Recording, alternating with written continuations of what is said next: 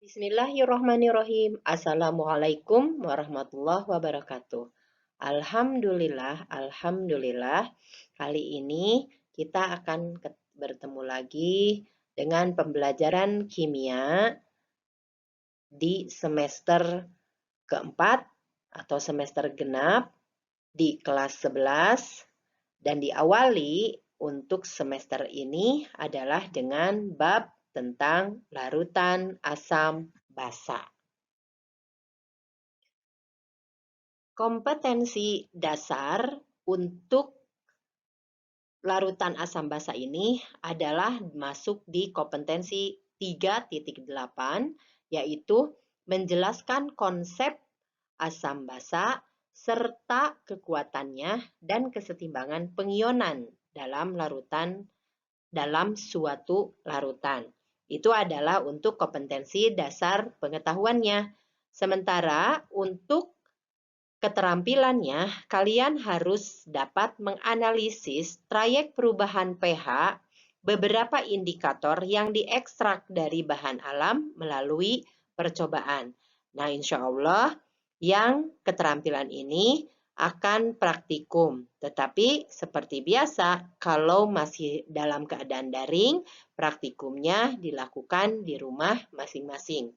Insya Allah nanti Ibu buatkan dulu contoh dari praktikum yang menganalisis trayek perubahan pH dari beberapa indikator alam. Adapun tujuan pembelajaran pada bab larutan asam basa adalah 1. Kalian harus dapat menjelaskan konsep asam dan basa dari teori Arrhenius. Yang kedua, kalian harus bisa menjelaskan konsep asam dan basa dari teori Bronsted-Lowry. Dan yang ketiga adalah kalian bisa menjelaskan konsep asam dan basa dari teori Lewis. Apa itu asam? Kalau kita perhatikan, asam itu sangat dekat dengan kita. Di sini ada beberapa asam di dalam kehidupan sehari-hari. Ibu pikir kalian kalau melihat gambar ini pasti sudah tahu. Itu ada vitamin C, ada buah tomat, ada lemon, ada minuman, ada nanas, ada juga beberapa bahan-bahan lain yang termasuk ke dalam asam. Sifat asam yang pertama adalah rasanya asam. Tapi hati-hati, tidak semua larutan asam itu bisa dicicip. Jadi di sini hanya yang dirasakan asam maksudnya dalam keadaan dirasa itu adalah makanan. Tapi kalau zat yang berasal di lab atau misalnya yang berhubungan dengan larutan kimia, maka tidak boleh dirasa. Gitu ya, tapi yang jelas umumnya rasanya asam. Yang kedua, asam ini bersifat korosif. Artinya merusak alat ataupun merusak logam gitu ya, merusak logam yang mudah berkarat. Kemudian atau kulit juga atau baju juga. Jadi korosif, merusak. Kemudian yang ketiganya, di sini ada ciri asam jika diberi indikator lakmus atau indikator kertas gitu ya, indikator kertas. Ibu pikir waktu di SMP mungkin ada beberapa kalian yang sudah menggunakan lakmus. Jadi di sini asam diidentifikasi oleh lakmus biru. Jika berubah menjadi merah, maka itu adalah larutan asam. Berikutnya, apa itu basa? Nah, kalau kita perhatikan gambar yang kalian lihat di sini, ada sabun, berbagai macam sabun. Ini salah satu contoh dari basa. Adapun sifat basa, yang pertama adalah terasa licin di kulit. Ibu pikir kalian pasti bisa merasakan kalau kita pakai sabun itu licin. Umumnya memang basa itu terasa licin di kulit. Yang kedua, berasa pahit. Kembali lagi, berasa pahit bukan berarti harus kalian rasa, tapi ini kurang lebih basa itu memang ada rasa pahit. Dan yang ketiga, sama halnya seperti asam, ini bisa mengubah lakmus. Lakmusnya lakmus merah. Jika lakmus merah berubah menjadi biru, maka larutan-larutan tersebut termasuk ke dalam larutan basa. Contoh dari larutan asam dan basa, misalnya di sini ada asam asetat atau kalian kenal dengan asam cuka atau asam etanoat yang memiliki rumus CH3COOH. Biasanya digunakan untuk perasa atau pelaporing, pengawet. Nah, ini juga bisa digunakan sebagai pengendap. Yang kedua, asam sitrat, H3C6H5O7. Biasanya asam sitrat ini dipakai untuk perasa. Atau ada juga asam sitrat ini terkandung di dalam lemon atau beberapa buah-buahan yang berasa asam. Yang ketiga, asam fosfat, H3PO4. Biasanya digunakan untuk rust remover atau pengembang, atau di sini pembersih. Nah, kemudian asam borak, H3BO3. Di sini untuk antiseptik ataupun insektisida. Dan ada juga asam klorida atau HCl digunakan sebagai pembersih. Atau misalnya kalian juga pernah mempelajari bahwa HCl ini ada di dalam lambung dalam kadar sedikit. Kemudian yang berikutnya adalah basa. Basa natrium hidroksida atau NaOH digunakan sebagai drain cleaner. Amonia NH3 sebagai pembersih. Soda di sini dikatakan sebagai soda kue, Na2CO3 sebagai water softener. Atau soda kue yang lain adalah sebagai pengembang. Juga ada natrium fosfat, Na3PO4, adalah untuk painting atau menggambar. Yang berikutnya, perkembangan teori asam basa.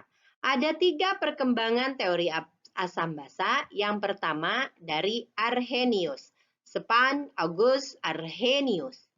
Yang kedua dari teori Bronsted-Lowry, Johannes Nicolaus Bronsted dan Thomas Martin Lowry. Yang ketiga adalah dari Lewis, Gilbert Newton Lewis. Satu-satu kita akan mempelajari. Yang pertama, teori asam basa dari Arrhenius. Arrhenius adalah seorang penulis. Maka di sini ada satu Philosophical Magazine and Journal of Science yang ditulis oleh Stefan Arrhenius. Apa itu asam menurut Arrhenius? Menurut beliau, asam itu adalah senyawa yang jika dilarutkan dalam air. Maka di sini yang kalian harus pahami adalah ini dia. Jadi ada clue. Jika larutan ini atau suatu asam dilarutkan dalam air, maka ini adalah clue bahwa asam menurut Arrhenius jika dilarutkan dalam air melepas ion H+. Sementara basa adalah jika dilarutkan dalam air, maka akan menghasilkan ion OH-. Jadi di sini bedanya yang asam itu jika ada ion H+, sementara yang basa jika ada ion OH-. Contoh dari asam, beberapa asam menurut Arrhenius. Di sini di tabel ini ada beberapa asam yang dikatakan menurut Arrhenius. Misalnya ada asam klorida, HCl. Maka jika dilarutkan ke dalam air akan melepaskan ion H+ dan juga ion Cl-. Nah, adanya ion H+, di sini ada ion H+, maka dia dinyatakan sebagai asam. Begitu juga dengan HBr, ada H+-nya. Begitu juga dengan H2SO4, ada H+-nya. HNO3, H2S, kemudian CH3COH memiliki H+-nya jika dilarutkan dalam air atau di dalam larutan yang pelarutnya adalah air. Maka pernyataan adanya H+ atau tanda adanya H+ itu menyatakan bahwa asam larutan tersebut adalah larutan asam menurut Arrhenius. Kita lanjutkan dengan contoh basa menurut Arrhenius. Menurut Arrhenius, tadi basa adalah zat-zat atau beberapa zat senyawa yang dilarutkan dalam air bisa menghasilkan ion OH-. Di sini ada beberapa sederetan senyawa atau ada 5 senyawa yang dikatakan basa menurut Arrhenius. Satu adalah NaOH. NaOH jika dilarutkan ke dalam air, maka dia akan menghasilkan OH-. KOH juga demikian, akan menghasilkan OH-, MgOH 2 kali, AlOH 3 kali, dan juga NH3 yang dilarutkan ke dalam air, ini dilarutkan dulu ke dalam air, maka akan menghasilkan OH-. Nah, maka di sini senyawa-senyawa ini, natrium hidroksida, kalium hidroksida, magnesium hidroksida, aluminium hidroksida, dan amoniak termasuk ke dalam contoh basa menurut Arrhenius. Berikutnya adalah teori asam basa menurut Bronsted-Lowry. Ilustrasi dari Bronsted-Lowry di sini adalah AH. Ya, jadi AH, misalnya AH ini adalah suatu senyawa. B, senyawa lain. AH dikatakan sebagai asam menurut Bronsted-Lowry. Mengapa? Karena menurut Lowry, ini ada H yang ini hilang ketika sudah direaksikan dengan B. Hilangnya kenapa? Bertemu dengan B. Ini adalah bukti bahwa H sudah pindah di B. Maka AH ini adalah sebagai asam. Sementara yang menerima H, maka dikatakan sebagai basa. Nah, yang lainnya adalah di sini ada 2 buah asam. Asam yang pertama adalah asam yang dari senyawa bereaksi. Yang kedua, asam dari senyawa bereaksi. Nama asam di sini dikatakan sebagai asam konjugat atau konjugasi, asam konjugasi. Sementara basa juga ada 2. Yang pertama berada di bereaksi, yang kedua di hasil reaksi. Di hasil reaksi dikatakan sebagai basa konjugat atau basa konjugasi. Nah, basa konjugasi dan asam konjugasi ini adalah berasal dari asam basa yang berada di pereaksi. Tinggal ketika di pereaksi ada asamnya, masih ada H, sementara yang sebagai basanya yang sudah kehilangan H-nya. Maka dapat disimpulkan untuk teori asam basa Bronsted-Lowry, asam itu adalah donor proton yang memberikan proton. Proton di sini dikatakan sebagai, tadi Ibu menuliskan sebagai H.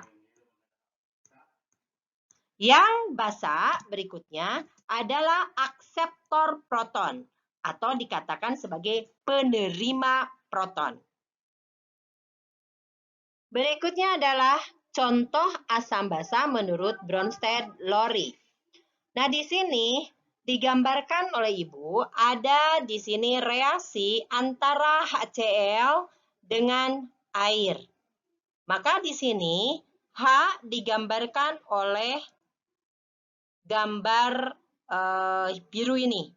Yang hijau adalah Cl. HCl sebagai asam. HCl sebagai asam karena mendonorkan H+-nya. Siapa yang mendonorkannya? Ke sini. Nah, ke sini ya. Jadi di sini ada mendonorkan H+-nya. Sementara H2O berarti yang menerima H+. Maka sebagai akseptor. Maka sebagai basa. Karena dia menerima H+-nya. Maka reaksi akhirnya adalah di sini HCl berubah menjadi Cl-. Maka di sini kalau awal HCl ini sebagai asam, maka ini sebagai basa. Basa yang dikatakan sebagai basa konjugat. Basa konjugat. Wah, tulisan Ibu jelek sekali. Basa konjugat. Sementara H2O menjadi H3O+. Artinya ini sebagai asamnya. Nah, jadi asamnya asam konjugat.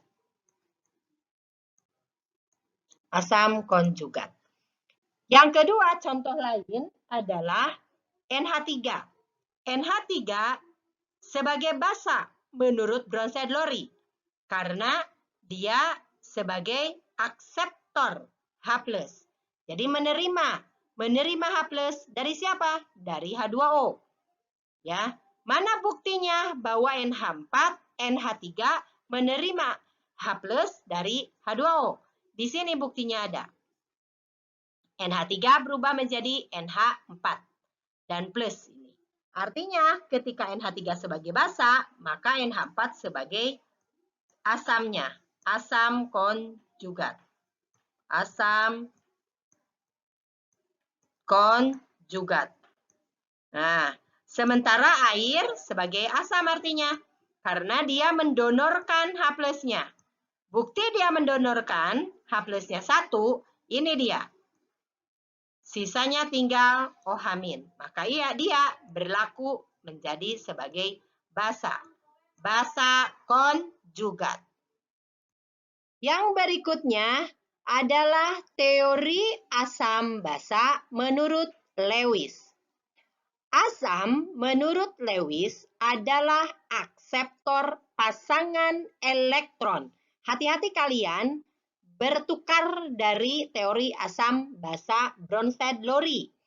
Asam di sini sebagai akseptor, penerima pasangan elektron. Jadi kalau tadi proton, kalau di Lewis adalah pasangan elektron. Dan asam sebagai akseptor.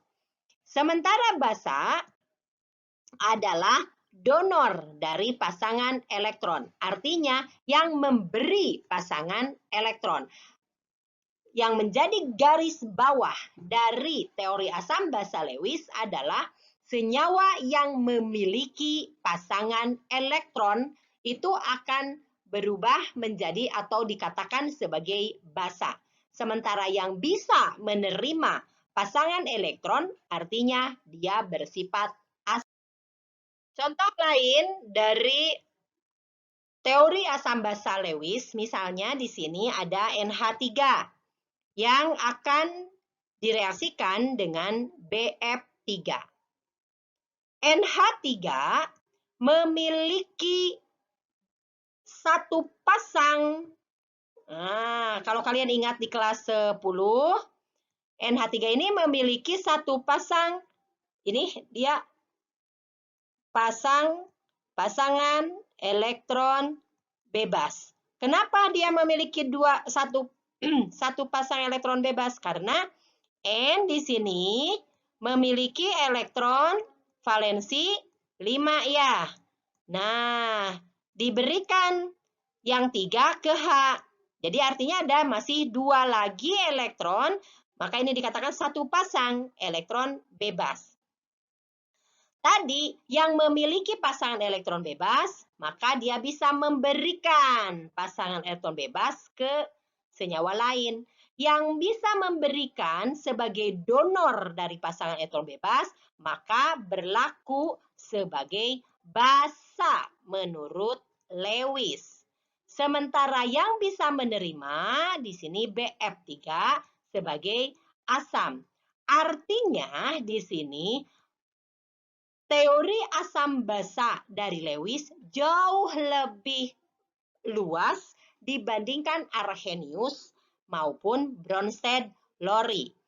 Karena di sini tidak harus ada H sebagai donor atau protonnya, lalu tidak harus ada air, maka dia harus sebagai asam atau basa. Maka reaksi yang terjadi adalah terbentuknya senyawa baru NH3BF3. Contoh lain. Di sini ada contoh lain, yaitu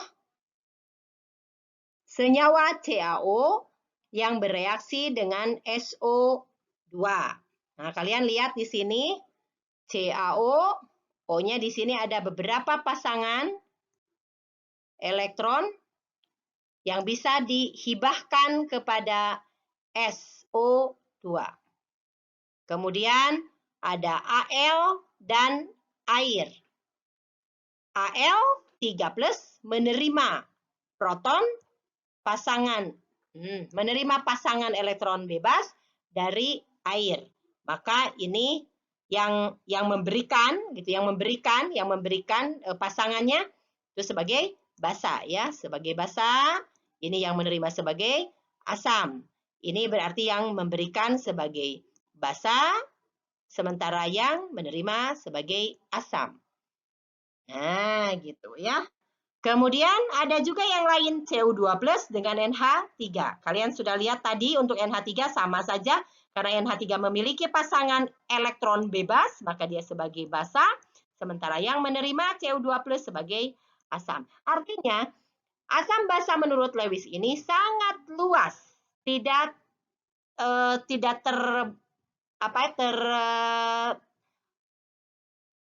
sederhana seperti Arrhenius karena harus ada air, atau tidak harus ada hidrogen. Untuk yang Bronsted-Lowry kan seolah-olah harus ada hidrogen sebagai protonnya.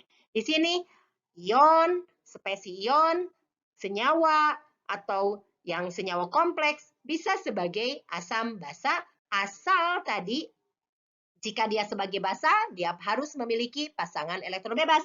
Sementara asam bisa menerima pasangan elektron bebas yang diberikan oleh basa tersebut. Nah, inilah bahasan yang pertama tentang perkembangan teori asam basa ataupun mengenal asam basa dari semester genap awal.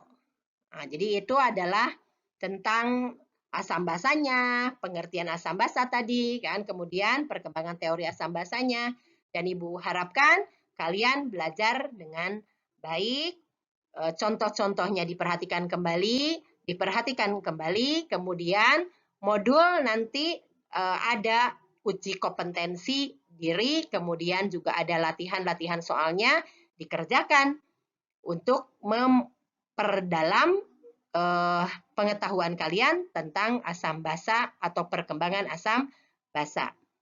Assalamualaikum warahmatullahi wabarakatuh.